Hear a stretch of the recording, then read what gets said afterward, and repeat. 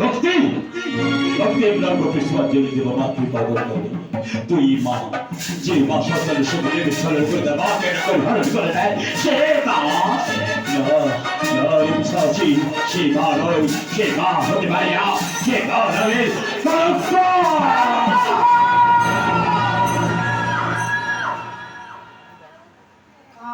সামনে দাঁড়িয়ে বাক্য ব্যয় করছে বলে কেন যাও যেই শিবের প্রতিপতি হয়েছ